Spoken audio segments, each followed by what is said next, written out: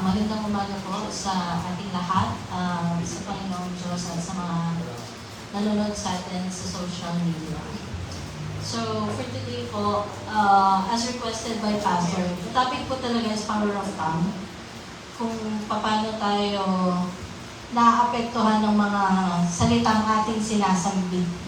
Hindi lang tayo, pati yung mga tao sa ating paligid. Pero, pinili ko po siyang bigyan ng title as Guarding Your Heart and Choosing Your Words. So bago po tayo magsalita, tayo po muna yung mukot na nalangin. Dakila ka, Ama, pinupuri ka namin sa mga oras na ito, Panginoon. Pinapasalamatan ko po ang mga oras na ito na binigyan niyo po ako ng pagkakataon para tumayo sa harapan at ibahagi ang inyong salita, Panginoon. Lord, I pray na gabayan niyo po ako, God, all throughout. Ako po'y nananalangin na ang bawat salitang akin pong sasambitin ay ang mga salitang nais niyong parating po, God. Lord, gawin niyo po akong tungtungan ng inyong mga paa, Panginoon, and let the Holy Spirit be my mouth. Bigyan niyo po ng katalinuhan, wisdom, and understanding ng mga taong makakarinig dito po sa aming sambahan, Panginoon, at gayon din po sa social media, O God.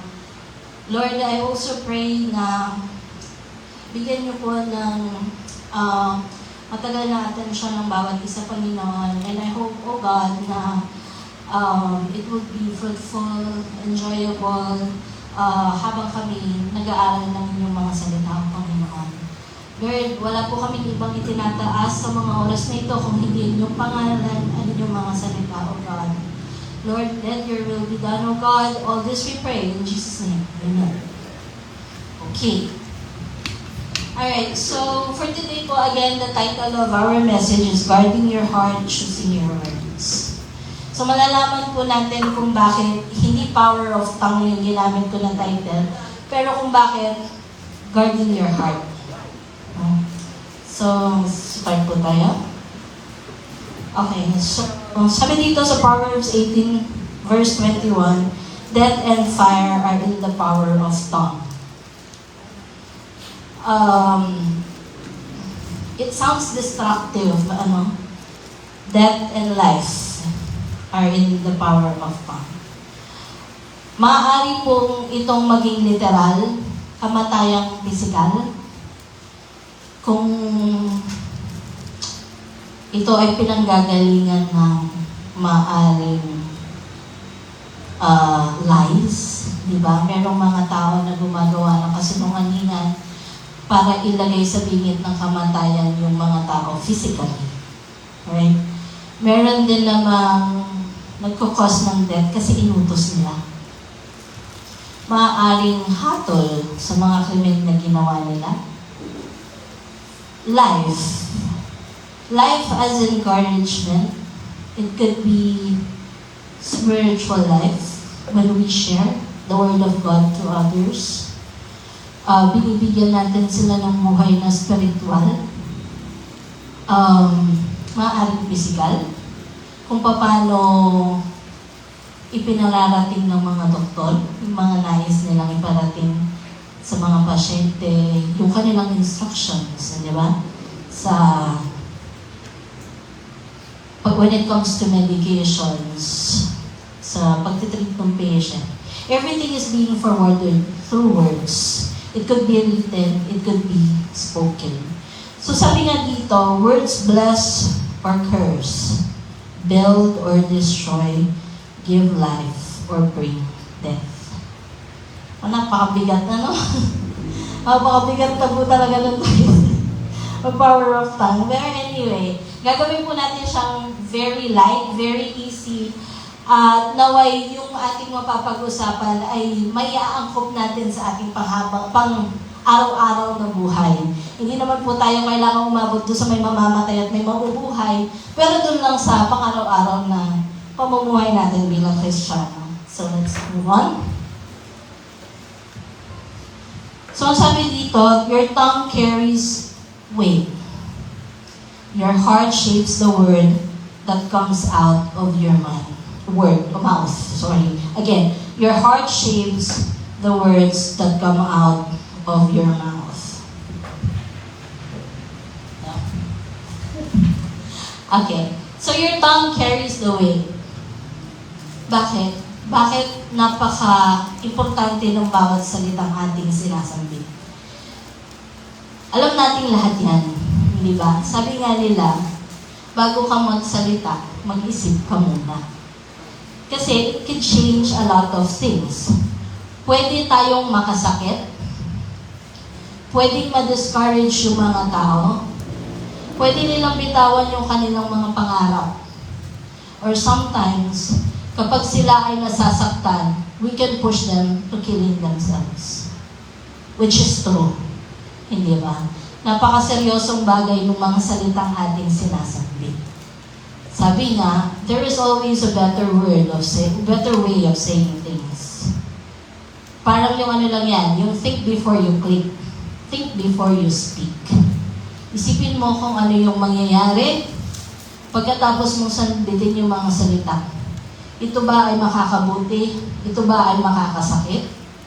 Ito ba ay makakatulong? O ito ba ay makakakos ng disappointment? Or makaka-discourage sa mga maririnig? Kung minsan po kasi, yung ating mga salitang sinasambit, sa tingin natin ay tama. You always think na dahil sinabi mo yung harsh, true words, dahil totoo sila ay okay lang. Hindi ba? Hindi. Sa aking pananaw po, hindi. Bakit? Kasi makakasakit ka pala. That is where your heart shapes the word that comes out of your mind. Sabi nga sa Proverbs 4, sandali ko may kodigo ako dito, nasa bracelet ko. 4:23, out of the abundance of the heart, the mouth speaks. Kung ano ang laman ng puso mo ay siyang lalabas sa iyong bibig. Marahil hindi po yung word per word na lalabas sa ating mga bibig, pero kung paano natin sabihin yun. Di ba? Did we say it Christ-like?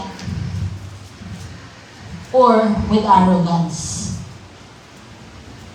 Kung minsan po, kapag gusto natin i-correct yung mga tao, o gusto natin iparinig sa kanila kung ano yung gusto nating sabihin, or we just want to state our opinion, not directed to anyone, sometimes we are harsh. Bakit? Kasi yun yung laman ng puso natin. Kapag tayo ay galit, malambing ka bang magsasalita? Hindi ba? Hindi. You'll be harsh.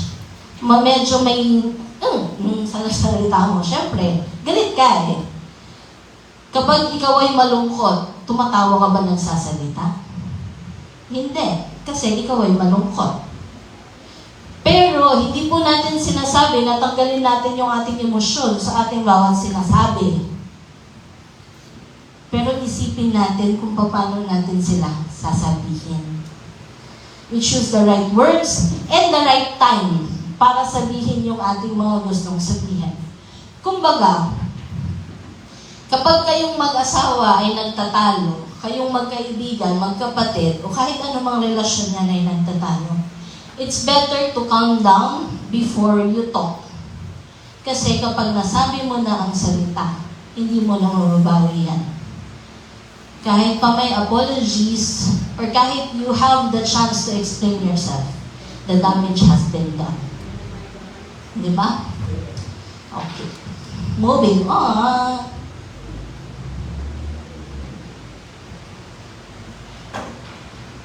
Silipat din po yung kodigo ko. Alright. So, the words have the power to direct. According to James 3 verse 3, when we put bits into the mouth of horses to make them obey us, we can turn the whole animal. So, ano po ang ibig sabihin nito? When we do this, our words shape our or other people's future, relationships, and calling. Kasama po yung calling sa church, sa ministry. Okay, future. The seeds the words are like seeds, yung pong mga buto, pinhin na ating ipinupunla. at inaani pagdating ng panahon. Parang ganito po yan. Sa mga magulang, siguro alam nila ito, no? Kapag tayo ay merong gustong direksyon na gawin ng mga ating mga anak pagdating ng future, habang bata pa yung mga yan, ini-instill natin yung pangarap sa kanila. Pero syempre, hindi natin sila pipilitin. Ako pwede magawa sa anak ko. Hindi ko talaga ma-instill sa kanya yung maganda niyang gawin in the future. Meron siya talagang sariling decision. Wala akong magawa. Pero anyway, ganun po talaga, di ba? Yung ating mga binihing ipinupunla sa ating mga anak, that grows. Lumalaki yan. Lumalaki, hanggang pagdating sa future, doon sila na-focus. Kumbaga, namumold natin sila, we shape them into the people we want them to be. So kasama po diyan yung kanilang paglaki spiritual. Kung ang mga anak po natin sa isang tahanan ay lumalaki in a godly relationship, in a godly home, asahan nyo lalaki yung mga anak nyo ng may patnubay. Lalaki sila as godly people. Pero kapag ang bata lumaki sa isang tahanan na ang ama ay sinasaktan ng ina at ang ina ay sinasaktan ng mga anak, asahan natin na kapag sila ang nagkapamilya, ganun din ang mga pamilya nila. Diba? So it's the same as the words. Kung ano po yung mga salitang ginagamit natin, mapapansin niyo po yun. Yung ating mga expressions, makikita natin yan sa ating mga anak. Ginagawa din nila. Hindi ba? Or kung sino man yung lagi nilang kasama. Kasi they grow. They grow in it. Okay. Relationships. It shapes relationships. Yung ating mga relasyon po sa isa't isa, kung paano natin kausapin yung ating pamilya, kapatid, kamag-anak, o ano pa man yan, marahil kasama sa church, sa trabaho, kung paano natin sila kausapin, ay sila rin pakikitungo nila sa atin. So if we speak to them with kindness, with respect, with obedience, with concern and compassion, ganun mangyayari ang ating relationship with them. Kung hindi po ganun ang nangyayari, kung tayo po ay may magandang hindi sinasabi sa kanila or pakikitungo natin sa kanila hindi mabuti, pero mabait sila sa atin, ay, double check po tayo dyan. Baka hindi totoo yung ating nakikita. Alam niyo po kasi, kung paano ang relasyon natin sa ibang tao doesn't start with them, it starts with us, with our mouth. Hindi po porket nakita ng ating mga mata at narinig ng ating mga tenga, ay lalabas sa ating mga bibig. Maaaring kailangan, may mga pagkakataon na kailangan nating kausapin yung tao. Pero when we speak to them, piliin nating maging kalmado. And do not forget to pray bago natin sila kausapin. For the Lord to guide us kung ano man yung salitang lalabas sa ating mga bibig. Okay. According to Psalms 19:14, let the words of my mouth and the meditation of my heart be acceptable in your sight, O Lord, my rock, my redeemer. Yun nga po. Mas maganda na bago tayo magsalita, or kung talagang kailangan nating i-discuss yung bagay sa mga tao, panalangin muna natin yung ating mga sasabihin. Hindi lang para maging acceptable doon sa taong makikinig, but to make sure na yung mga salitang lalabas sa ating mga bibig ay acceptable by God. Di ba? Kung minsan tayo lang mag-isa, nagsasabi-sabi tayo lang mag-isa sa kwarto, sa banyo, kala natin walang naririnig. Pero God sees, God hears. At paano natin ititrain yung ating mga heart para maging godly? kailangan iwasan natin yung mga bagay na ito. We have to be Christ-like. Next po. Mabilis lang po ito. Sana. Okay, the power to destroy. Ito na yan. Just an addition po. Doon sa the words have power to direct. Hindi lang yung shaping the relationship with our children's future, our future, at saka yung calling natin sa church. Like, kung paano po natin kausapin yung ating mga bata sa Sunday school, that will shape them into the ministers of the church. The reason why we let them go to Sunday school is for them to be shaped, to be Christ-like. Para mag-build nila yung relationship nila with the Lord, so that when they grow, yung heart nila will be filled with yung mga teachings ni Jesus Christ, di ba? Words from the Bible, again, those are the words from the Bible, at yung tinuturo ng kanilang mga teacher. Kasi this will shape them into the leaders of the future church. Pag tayo po ay umabot dun sa panahon na hindi na natin kayang tumayo sa pulpito, hindi na natin kayang mag-outreach, magbahay-bahay, sila na ang gagawa mo. At kung hindi natin sila mold into the right words, using the right words when we speak to them, hindi po natin maaasahan na gagawin nila yan sa hinaharap. How powerful are the words to direct? I did. Nung pong ginawa ni Lord, in the creation, ginawa po ni God yung earth and all living things in the world by saying them, let there be. Nagsasalita siya. Hindi ba? God gave a spoken commandment and everything followed. Ganon ka-powerful ang words. Ganon niya kayang magbigay ng commandment or i-direct ang mga bagay-bagay. It could be godly. Yung iba po, alam natin to. Sa masasamang bagay, they also say yung mga words, di ba? That's why it's very important po na yung mga salitang sinasabi natin, iniisip natin. Kasi it could be a blessing that we give or a curse that we speak.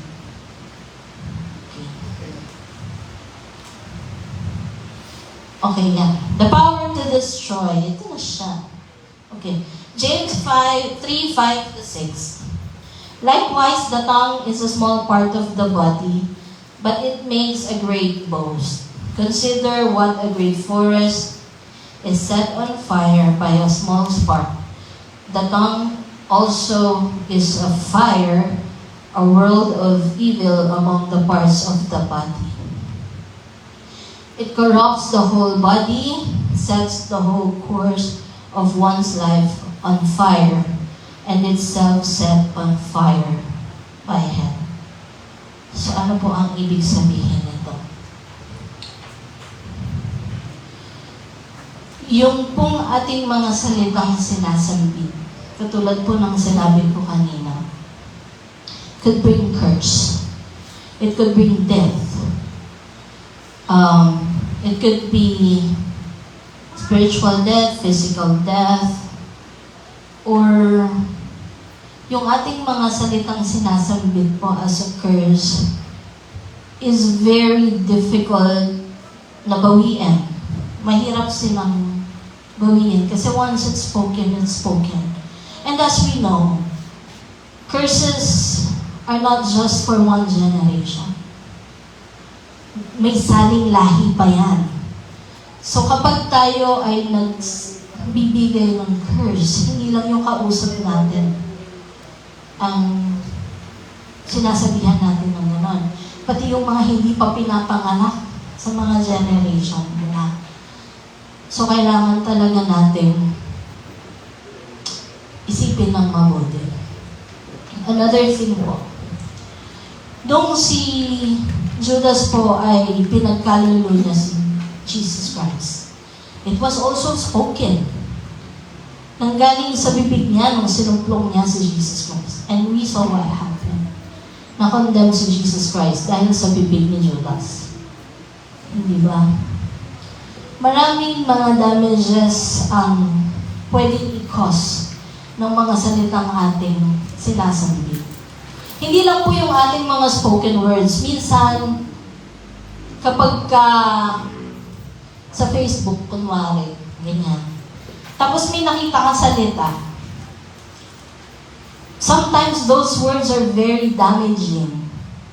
Hindi ba? Maaaring hindi sa lahat ng tao, pero dun sa mga taong tinatamaan, it could be really painful. And it could change that person's life forever. Another thing po, yung ating mga anak, lalo na yung mga bata, kapag sila ay nanonood ng mga TikTok, Facebook Reels, YouTube, hindi ko lang kung nag-IG na sila. Pero yung kanilang mga naririnig sa social media ay kanilang nagiging pang-araw-araw na buhay. Minsan magugulat ka sa daan, maririnig mo may mga batang nagmumura. Kasi naririnig nila yan sa kanilang paligid. Minsan naririnig nila doon sa mga nagbo-vlog. Lalo na yung mga nag-online gaming, di ba? Pag naglalaro sila, tapos nagmumura sila. Naririnig ng mga bata yun. And because the children see that it is a normal thing that the world is doing, they think it is a normal thing to do. Bakit? Dahil naririnig din nila yung mga salita. At doon pa lang, the children's future is already destroyed. Bata pa siya, puro negative na yung nasasaksak sa isip at puso niya. Kaya nga po, nagpapasalamat tayo dahil beyond those mga videos at nakikita nila, meron pa rin namang mga channel, mga sites na pwede nilang puntahan. Yun lang talaga, kailangan natin silang gabayan. Hindi ba? Yan, Teriel, kadalpak niya. Ako, Kids for Jesus, di ba? Yung mga ganon, Superbook. Ayan. Kasi po ang mga bata, once they are trained to be Christ-like, kapag sila'y bata pa, hindi natin masasabing hindi sila malilihis ng landas at once kasi that's part of growing up. Kailangan nilang magkamali para sila'y matuto. Pero kapag ang bata ay may pundasyon ng pagiging isang Kristiyano, babalik at babalik siya doon. Kaya habang bata po yung ating mga anak, siguraduhin natin na yung mga salitang pumapasok sa kanilang mga isipan at mga puso is Christ-like. So sabi dito, one word can burn years of trust. According to James 3, verse 9 to 10, with the tongue we praise our Lord and Father, and with it the curse human being. James 3, 9 to 10. With the tongue we praise our Lord and Father, and with it we curse human beings who have been made in God's likeness. Out of the same mouth comes praise and cursing. My brothers and sisters, this should not be. Katulad po ng sinabi ko kanina, yung ating mga salitang sasambitin ay maaaring acceptable by God or maaaring nakakasakit ng ibang tao. So we always have to practice na yung ating mga salitang sinasambit ay acceptable by God. Bakit po paulit-ulit ko itong sinasabi? Kasi we have to train our own mind and heart. Kailangan natin siyang i-apply. Kailangan natin practicein. Kailangan natin maging mindful. Kapag halimbawa pakiramdam mo, umiinit na yung ulo mo sa daan habang ikay nagmamaneho. Gusto mo nang awayin yung kaharap mo. Alalahanin mo, I have to be Christ-like. yung mga salitang sasabihin ko kailangan accepted by God. Pero dahil hindi natin pinalalahanan yung ating sarili, pag-aaway ka sa tanan, uso ang baril, binaril ka, tapos na. Hindi ba? Marami po kasing mga bagay ang maaaring mangyari. So we have to be cautious and we have to be careful. Again, katulad yan, sabi nga, out of our mouths, we praise and we curse at the same time. Which is hindi natin dapat ginagawa. Bakit? Kasi pwede naman, nagpupuri na lang tayo. Pwede naman puro magagandang salita na lang ang sinasabi natin. Instead of condemning people, why don't we help them? Bakit hindi natin sila turuan? Instead of condemning people, why don't we share the Word of God instead? At hayaan natin na si Lord ang mismo umayos sa kanila. Let the Lord teach them para baguhin ang kanilang mga sarili. Kasi po, kung tayo, kinokondem natin ng mga tao, lalayo lang sila sa atin. I-justify lang nila yung kanilang mga sarili. At hindi po mangyayari yung mga bagay na yon kung hindi lalabas ang mga salita out of our mouths. Hindi naman magsasalita yung ating mga mata. Hindi nila malalaman kung walang mga salitang bibitawan. Hindi ba? So again, we cannot praise and curse at the same time. So, how do we do that? Sabi sa Matthew 12:36, "But I tell you that everyone will have to give account on the day of judgment for every empty word they have spoken." Napakabig po na ito. Lagi ko po itong sinasabi, di ba? Kapag humarap na tayo kay God on the day of judgment, at tinanong niya tayo, "Anak, anong ginawa mo para sa akin?" May isasagot na po ba tayo? Of course, hindi ka naman ipapahiya, siguro, pero ikaw sa sarili mo, may isasagot ka ba? Yung mga salitang ating binitawan, kapag ka tinanong ka ni God, nung araw na to, sinabi mo to, alam mo ba dahil sa sakit na naramdaman niya, tumalon siya sa building? Anong gagawin mo dahil sa ginawa mo yan? Kung ikaw ang nasa sitwasyon na yun at tinanong ka ni God, anong sasabihin mo? Napaka-heavy. Hindi ba? So, what are the things that we should do or the things that we should remember to avoid this destruction? First, we need to have accountability. Accountability of every spoken word we say. As every word spoken will be evaluated on the day of judgment. Nasa Bible po ito. Hindi ko lang sinabi just to scare you na maaaring umabot tayo dun sa point na yun. Yung ating pong mga salitang sinasabi can change the lives of other people. They can hurt as knives. At maaaring yung ating mga salitang sinasambit can make one person stop going to church. Hindi para lumipat ng church, pero to stop it forever. Meron po akong gustong i-share. Meron pong mag-ina. Ngayon, pakiramdam nung anak niya, he is not accepted sa bahay. The problem is, the parent is a worker of the Lord. Nang dahil sa pinapakita ng kanyang pagulang na naglilingkod sa simbahan, naglilingkod sa Diyos, pero yung kanyang mga salitang sinasambit sa anak niya ay iba. At pilit niyang ini-insist kung ano yung gusto niyang mangyari sa anak niya. Alam niyo po, the child said, I'll stop being a Christian.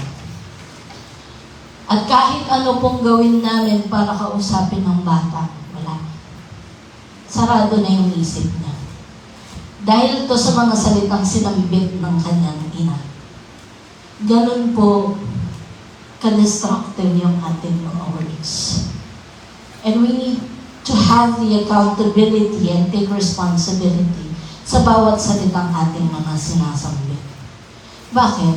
Dahil kung ano yung lumalabas sa ating mga bibig, minsan, kung iniisip natin na tayo ay nasa katwiran, ang tingin po ng tao sa atin ay iba. Mas mabuti na sa ating mga salitang sinasambit, they can see Christ in you.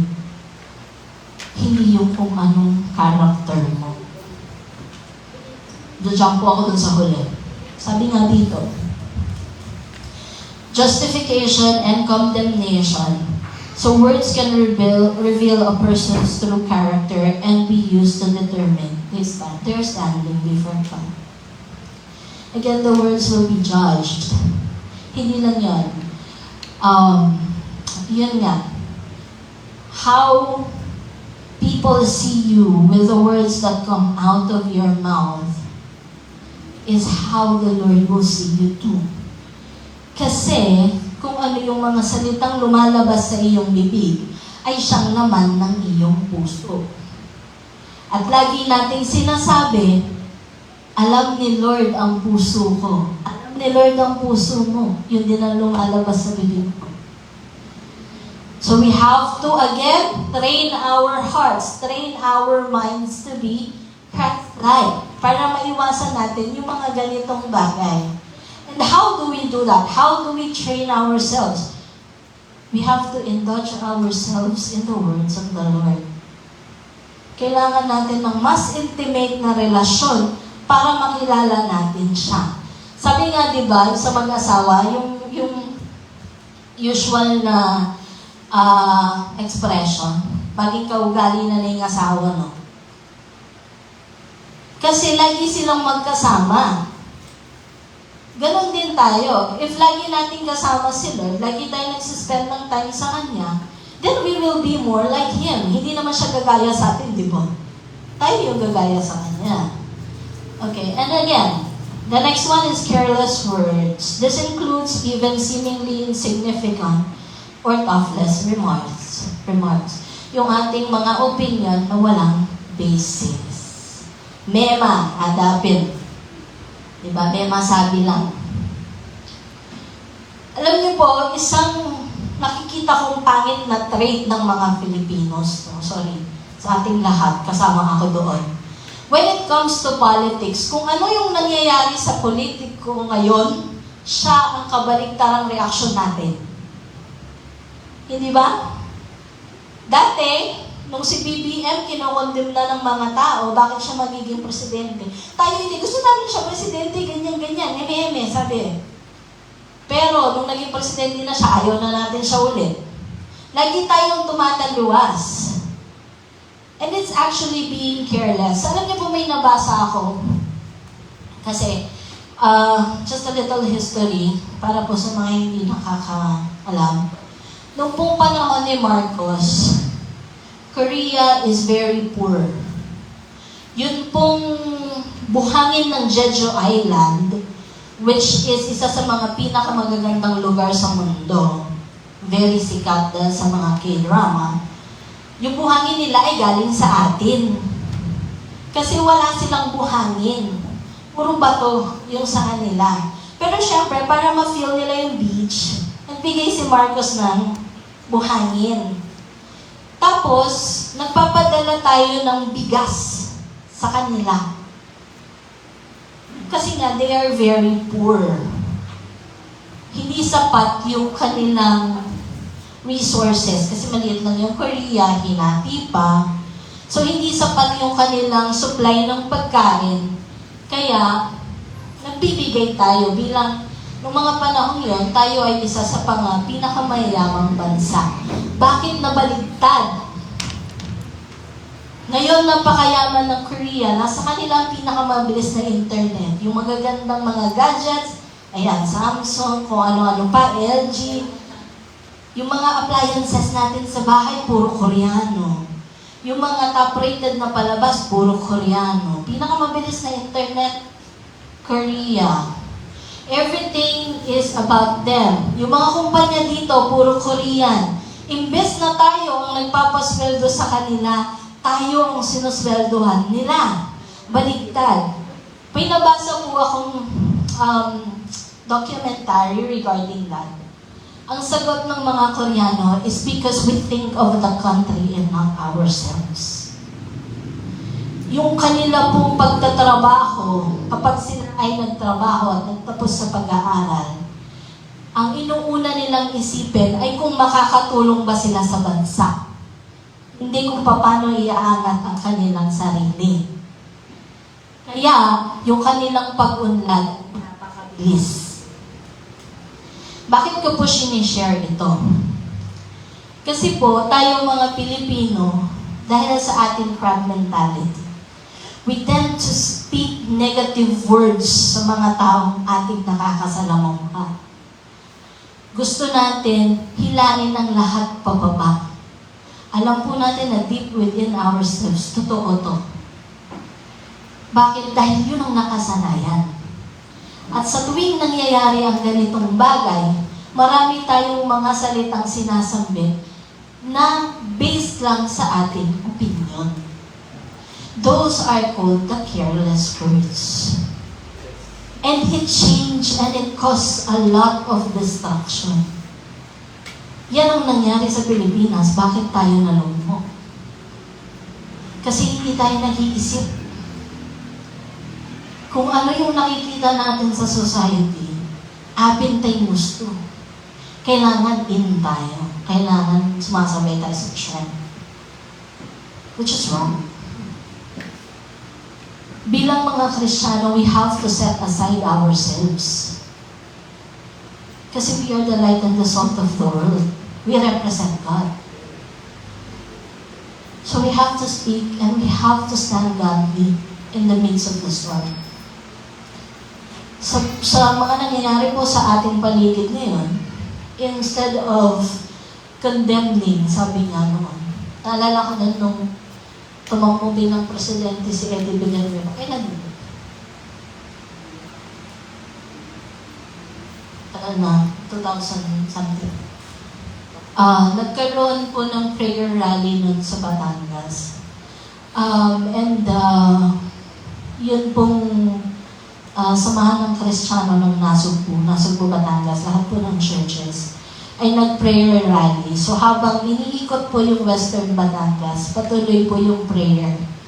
Ang panalangin po ay hindi para kay Eddie Villanueva, para manalo siya, pero para iluklok ni Lord kung sino yung tamang tao. Which is mahirap pa rin. Kasi at the back of every politician, merong mga nagsasalita. Again, the words are very destructive. Lalo na if the words come from a selfish heart. Okay. Siyempre, pagkatapos ng negative, meron din the power to bless. Kaya lang po namatay yung audio ko.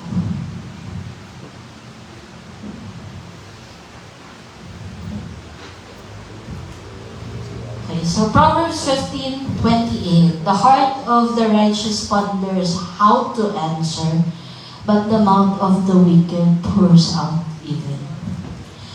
Again, the heart of the righteous ponders how to answer. Think before you speak. Yun pong ating pananahimik kapag tayo ay binobombard ng mga salita doesn't mean we do not hear, we do not understand, we do not listen. It's because we ponder the words. Iniisip natin yung ating magiging tugon. Lalo na kung yung mga sinasabi ay negative. Kapag po kayo ay kinakausap, nirarat-rat kayo at sumagot kayo in an instant, maganda ba yung tugon nyo? Hindi. Mag-aaway kayo for sure.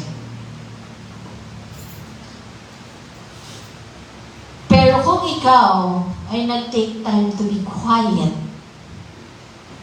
at inisip mo kung ano yung magiging tugon ko sa naririnig ko, ano kayang sasabihin ko, paano ko kaya maipararating yung gusto kong sabihin na hindi ako magsasound na nakikipag-away, pero gusto ko lang i-explain ng sarili ko. For sure, lalabas ang mabubuting salita.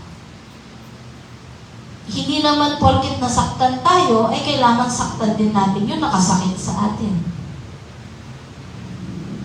Bakit? Kasi Kristiyano tayo again. Hindi ba? We have to practice what we are saying. Kung sa tingin mong hindi maganda ang iyong sasabihin at hindi makakabless, naka mong sasabi. Keep it to yourself. Actually po, sabihin nila, kausapin mo yung, i-share mo yan to someone. Pag ginawa mo yon, those negative thoughts na meron ka, ini-instill mo pa dun sa taong nakikinig sa'yo. Kung ano yung opinion mo, ay maaaring maging opinion niya din. Kaya kung ikaw ay may negative thoughts, better yet be quiet, pray. Nakabubulag.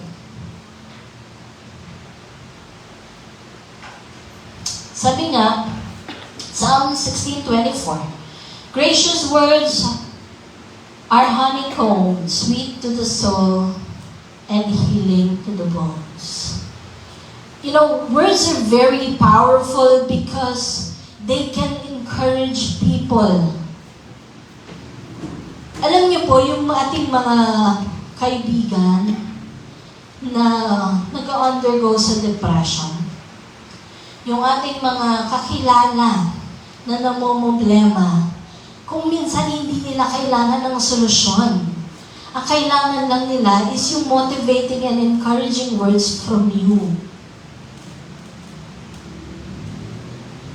Hindi natin, pero kapag kinausap mo sila and you judge them based from their situation, tapos na. Pero if we motivate them, we share the Word of God, we pray for them, they will feel the compassion na meron tayo para sa kanila. Kung minsan nakala po natin, walang bearing to, walang epekto, pero meron. Kasi hindi natin alam, maaaring dun sa panahon na kinausap mo siya, nagtangka na siyang kausapin yung 100 tao, pero walang nakinig. Ikaw lang pala. At binago mo yung buhay niya dahil dun. Yun lang salitang anong problema. Malaking bagay sa kanila yun. Halika, pag-usapan natin. Alam niyo po, every time na yung mga friends ko sa Facebook, syempre yung hindi ko ka-close, hindi ko pinakikialaman. Pero pag meron akong mga nakitang post sa Facebook and I feel like sobrang lungkot ng mga post nila, hindi message ko sila agad, may problema ka ba? Kasi nga, natatakot ako na mabalitaan ko na lang na dahil doon, ang bigat na pala nung dinadala nila, wala na tayong nagawa. Kaya I step up. And I take time para kausapin ko sa kanila. Just to let them know na someone is listening. At dahil dyan, we can give them blessings as well. We pray for them. Kapag po tayo ay nananalangin sa church, hindi po tayo nananalangin ng tahimik. Kung sino yung nananalangin sa harapan, sinasabi niya yung prayer. Kasi that's a form of giving blessing. Praising the Lord and giving blessing para sa mga taong nakakarinig. Pero of course, we have to be careful of what the words that we say. Di ba? Okay, next one. Guard your speech. Okay, so ito na po yung ating last part of ating message for today. So how do we mold our hearts to be more of Jesus Christ? So again, we have to guard our speech. So according to Psalms 141 verse 3, ang sabi dito ng psalmist as a prayer, set a guard, O Lord, over my mouth. Keep watch over the doors of my lips. Again po, kapag tayo ay may mga salitang sasambitin at hindi po tayo sigurado, atin po munang ipanalangin. Especially if there is a decision that we have to make at kailangan nating sabihin ito sa nakakarami, maaaring sa pamilya, sa anak natin, sa ating mga asawa, sa kaibigan, sa ating mga boss sa trabaho. Panalangin muna natin. Hindi ko po sinasabi na kung minsan panalangin natin. Hindi. Panalangin natin yan all throughout.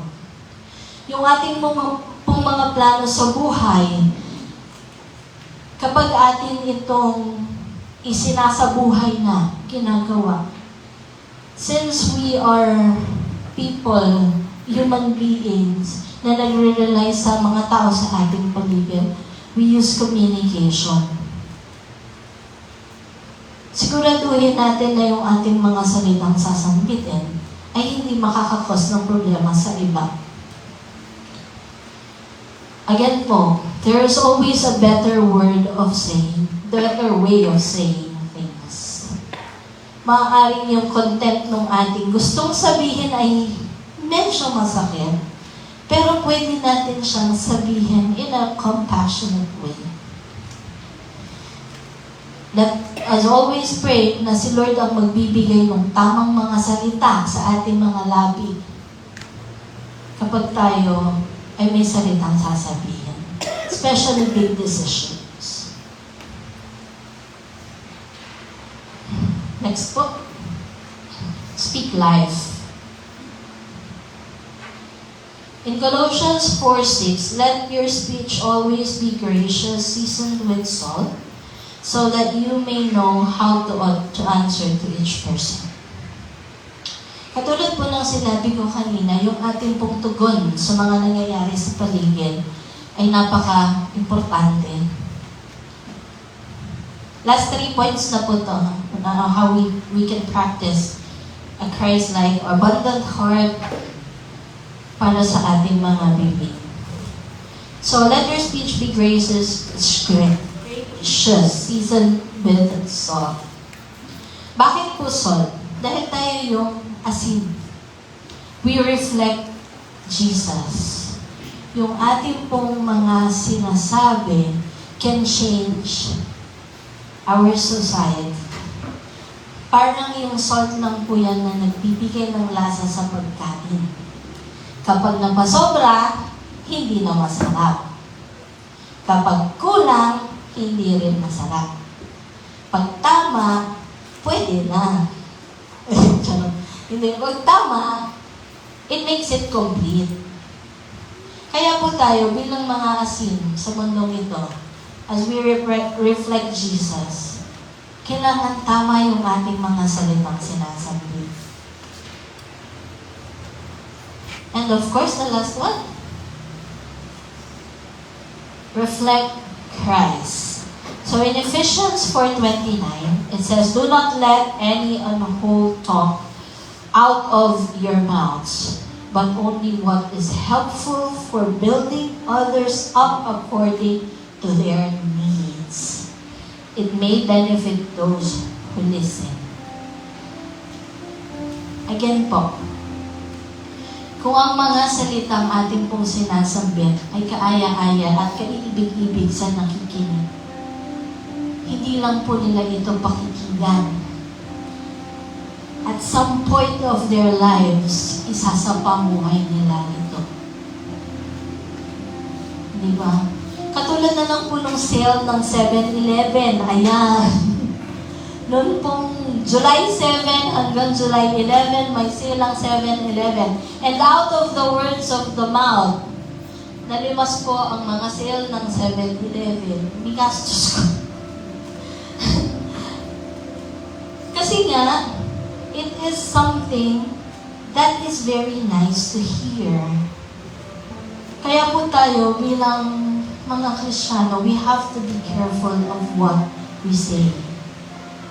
Kasi kapag ang salita ay kaaya-ayang pakinggan, kahit ito ay mali, people will do it. People will practice it because it sounds nice. Again, how can we avoid this? We have to have an intimate relationship with the Lord. Kailangan nating mas makilala kung sino talaga si Jesus Christ. Hindi po tayo pwede doon sa ito kung paano ko siya kilala. Alam niyo po, the words of the Bible is very tricky. Minsan, depende yan kung paano mo siya maiintindihan. Or kung paano mo siya gustong intindihin. Na kung minsan, isang verse, sasabihin niya ganito, bakit sa kabila ganito? Again, those are words. Mga salita pa rin niyang nakasulat. Galing yan sa dila na pinagpasa-pasa.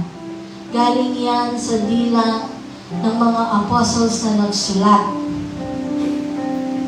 And we preach this using our mouths every Sunday sa bawat outreach, sa mission. Kaya kailangan natin magkaroon ng intimate relationship with the Lord because we need to have the discernment kung ano talaga yung tamang ipinapahayag ng ating mga nababasa. At hindi po natin magagawa yan kung alam lang natin yung salitang Jesus Christ. Bilang mga Kristiyano, kailangan meron tayong pagkakakilanlan na malalim sa Kanya. He is not just someone. Hindi lang siya someone na nagpipreach sa daan na narinig natin nagsasalita. Hindi siya yung nagsasalita sa mga grocery na nag-aalok ng free taste. Na pagkatapos na mo tinikman yung sausage, hindi mo na alam yung lasa, hindi ka mong pumili. Di ba? Jesus Christ is every day with us. Kailangan po natin siyang bigyan ng panahon. Kailangan natin magkaroon ng mas malalim na relasyon sa Kanya. Kailangan natin siyang mas makilala. Kapag alam na natin kung sino si Jesus Christ, katulad ng ating mga kapatid, asawa, magulang, abalo mo, nung nanungguri ng sabihan kaya ka. Just by the words that you read from the Bible, you know who God is. So for today po, I want you to ask yourselves, kahit po pag kayo nasa bahay na, ask yourselves, what directions are my words taking me? Tanungin niyo po inyong mga sarili. Yun bang mga salitang lumalabas sa bibig ko araw-araw is Christ focus? Yung bang mga salitang sinasambit ko araw-araw ay nakakatulong sa mga tao sa aking paligid? Nakaka-inspire ba ito ng aking mga anak? Nakakatulong ba ito sa kumari ko? Nakaka-inspire ba ito sa asawa ko? Nakakatulong ba ito sa mga katrabaho ko? Try to evaluate yourselves. Ask yourselves kung yung mga salitang atin mo bang ginagamit ay nakakabuti o nakakasakit. Do we bless or do we curse someone out of the words we speak? And again, do my words sound like Jesus? Kapag po itong tanong na to ay ating dadalhin every day, we will practice saying thank you, God bless you, may peace be with you, just like how Jesus Christ used those words. They are very positive. They are very motivating. They are very helpful.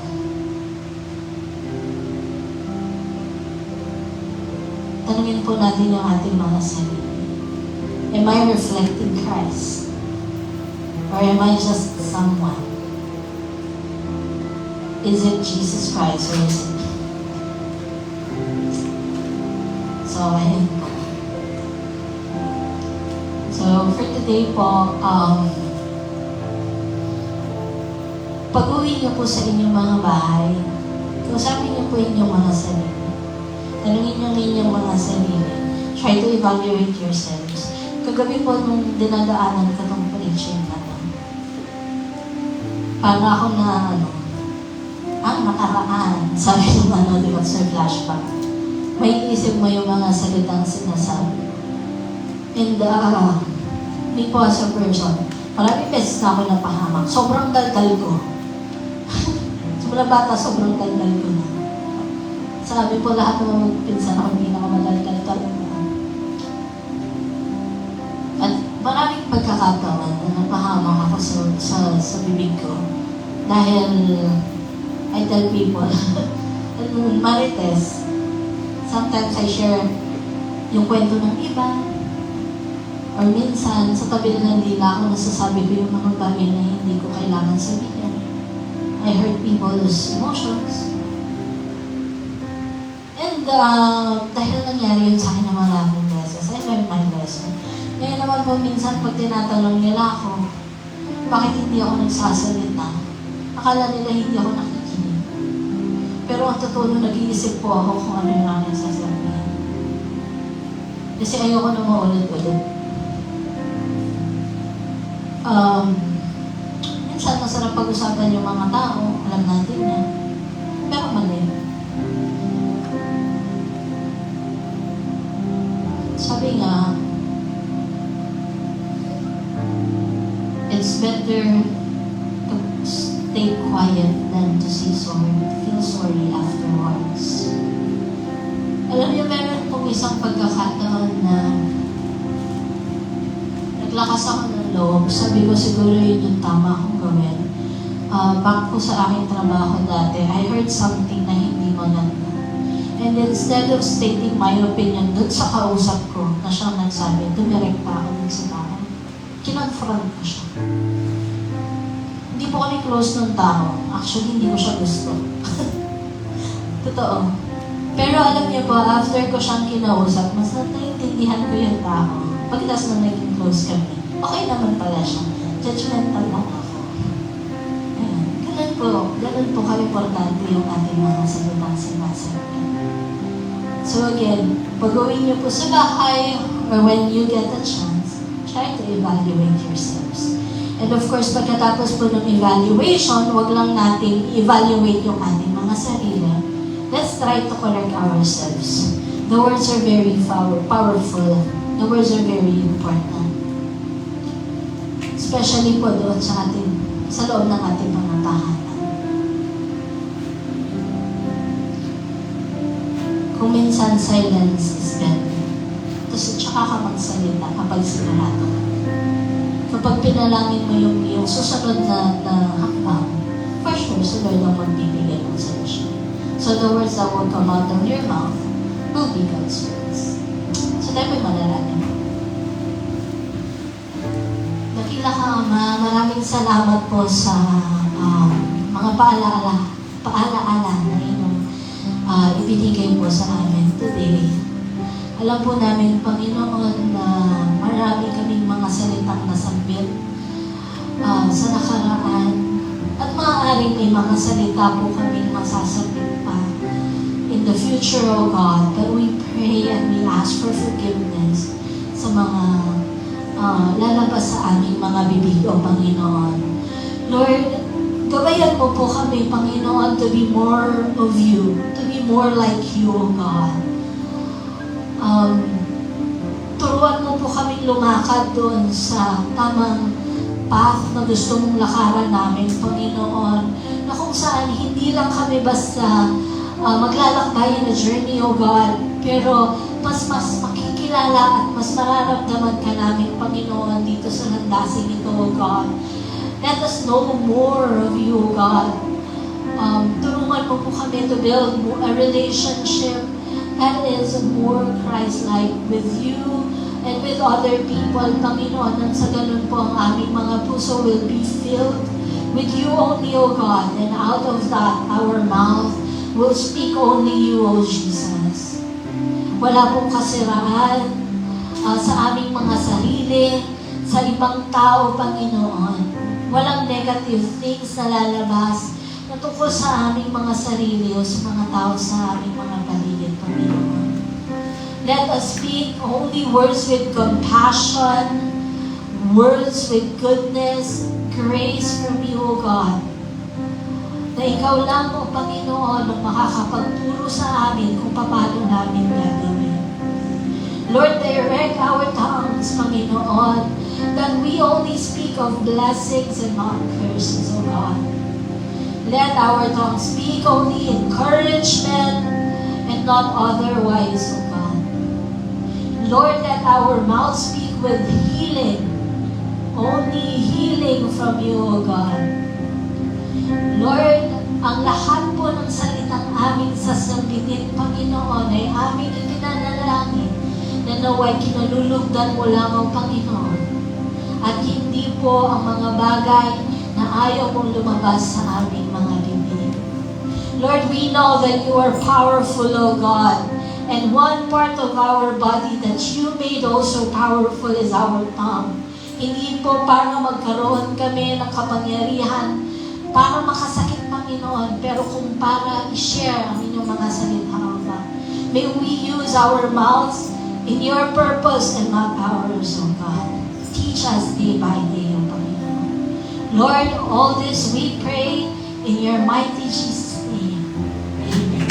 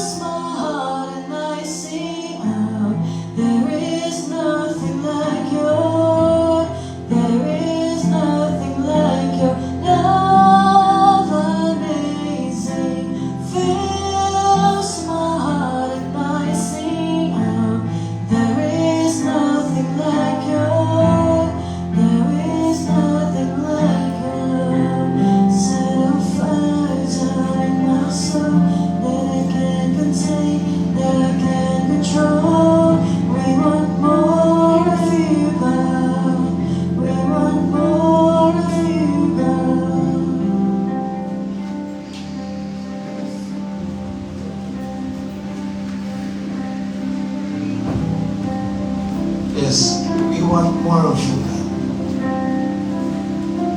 There's a saying, a smart person knows what to say, while a wise person or a righteous person knows whether to say it or not. Diba? Napakalaking kaibahan nun.